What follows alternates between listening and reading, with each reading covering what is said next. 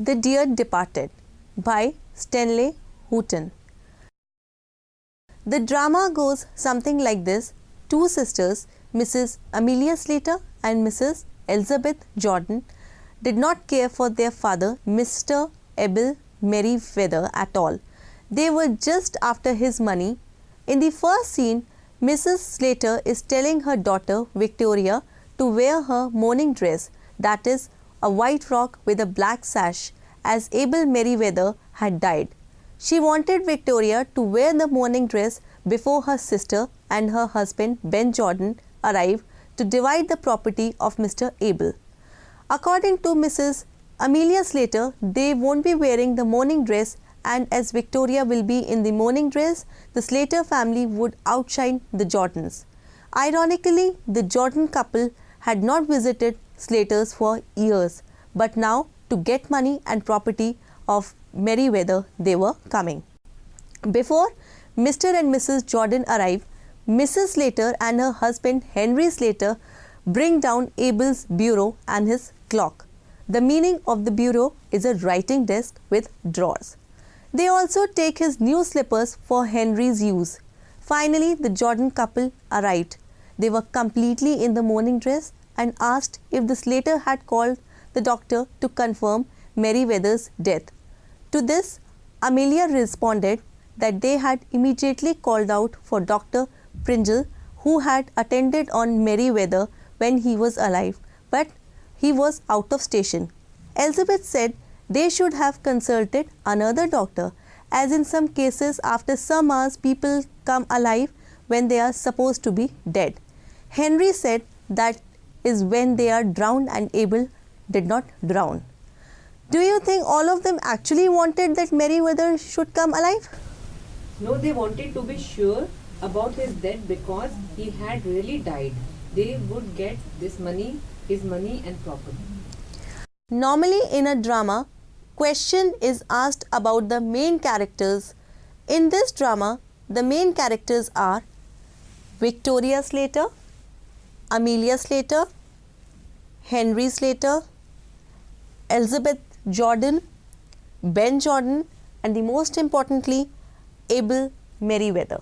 Let us discuss their characters one by one in points. Victoria Slater, mature and obedient. Mrs. Amelia Slater, greedy, money-minded, dominating, clever and shrewd. Mr. Henry Slater, henpecked. Henpecked is one who follows one's wife whether she is right or wrong. Doesn't have a mind of his own, sarcastic. Mrs. Elizabeth Jordan, greedy, money-minded, observant, hypocrite, likes to show off. Mr. Ben Jordan, gives opinion, witty, humorous. Abel Merriweather, determined, had good decision power, knows how to care for his money, and a jolly fellow. Well, now back to the story. Mr. and Mrs. Jordan wanted to know how did the father of Amelia and Elizabeth, that is Abel Merriweather, die.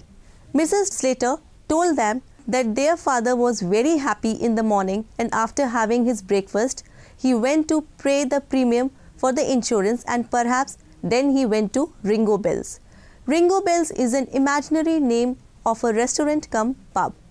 Amelia Slater continues that when he came back, he was drunk and very happy and said he did not wanted to have dinner and straight went into his bedroom. Henry added that he visited his father-in-law's room twice, pre-dinner and post-dinner, to see whether he was asleep. He found him cold, therefore he called Amelia and they were sure that the old man was no more. The Jordans did not go to the room where the old man was lying. They decided to have tea first, then see the body of Mr. Abel Merriweather. While having tea, Henry announces that announcement of Abel's death should be given in the newspaper.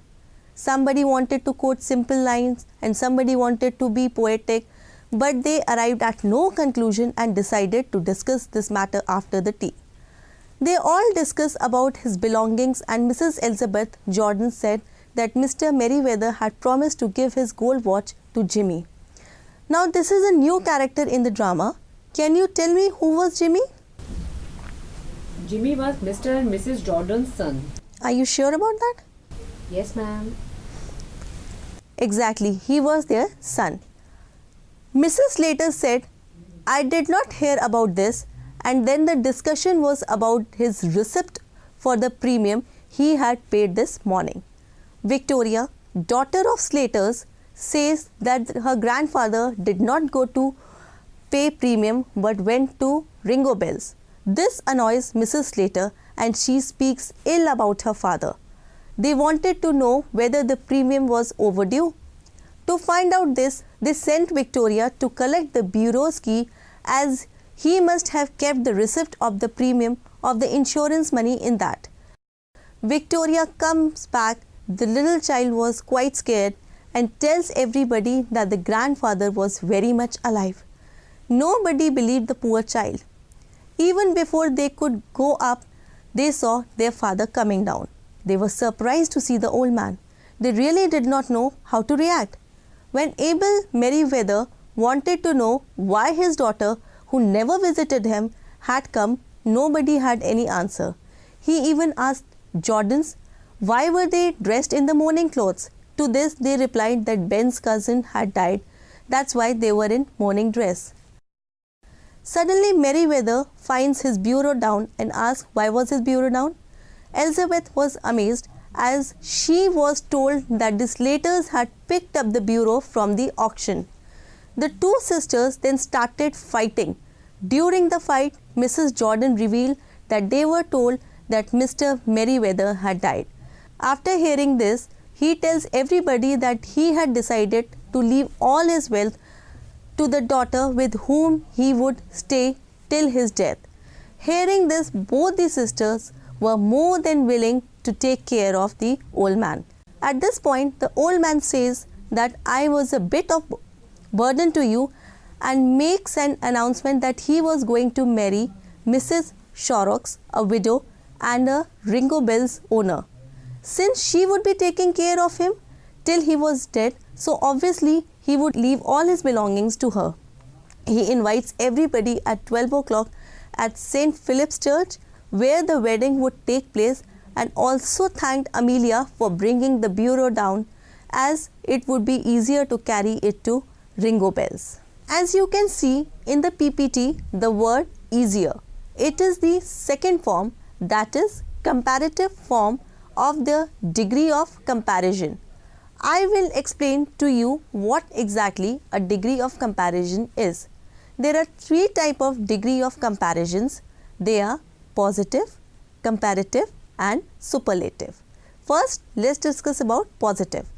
Positive, for example, this book is as easy as that one.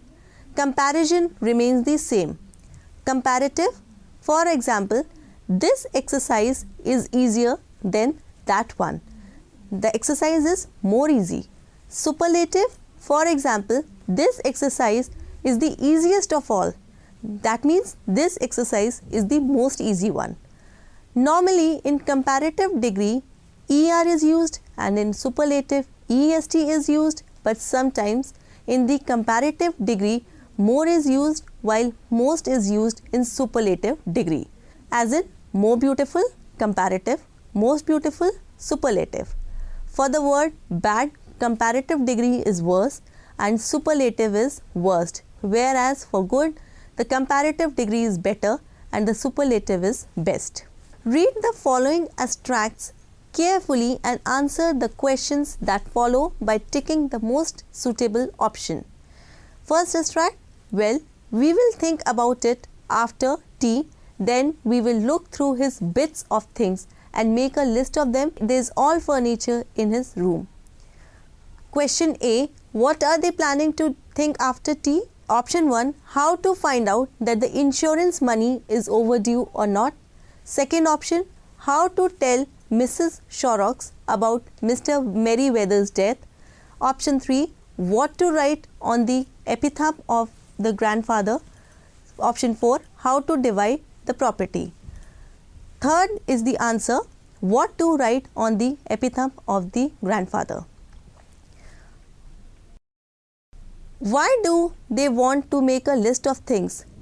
So that they can donate grandfather's belonging to some charity, so that they can give these things to Victoria in her marriage as a dowry, so that they can give Mr. Merryweather's belonging to Shorrocks, so that they can distribute the things among themselves. The last option, that is, so that they can distribute the things among themselves, is the correct one.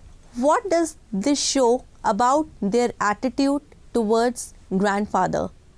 They are very loving and caring towards the grandfather. They respect the grandfather a lot. They are selfish, greedy and money-minded. Their feelings were very noble towards the grandmother. Well, the third option, they are selfish, greedy and money-minded, is the right answer. Well, he must have gone round to the Ringo Bells afterwards, for he came in as merry as Sandboy. What is Ringo Bells? An old age home, a restaurant cum bar, only a simple restaurant, none of the above. The answer is the second option, a restaurant cum bar. Why did Abel Merryweather returns as merry as Sandboy from the Ringo Bells? Because he had proposed Shorrock's widow for the wedding, because he met his old friends, because he loved to drink wine and was drunk when he came back home. Fourth one is all of these. The correct option is the third one, because he loved to drink wine and was drunk when he came back home. Identify the figure of speech in the lines as merry as a sandboy. Metaphor, simile, personification, alliteration, and the answer is the second one, simile. Now, based on students' response, read the following extracts carefully and answer the questions that follow. Yea, I am right enough, but for a bit of headache, I would not mind betting that I am not the first in the house to be carried out to the cemetery. I always think Henry there looks none too healthy. What made everyone in the house think that the grandfather had died? Answer is, everyone in the house thought that the grandfather had died because they tried to wake him up, but he did not get up, so they thought that the grandfather is no more. Question B. What plans did Amelia Slater and Elizabeth Jordan make when they came to know that their father had died?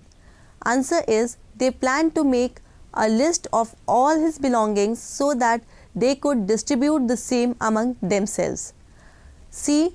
How did the grandfather foil all the plans?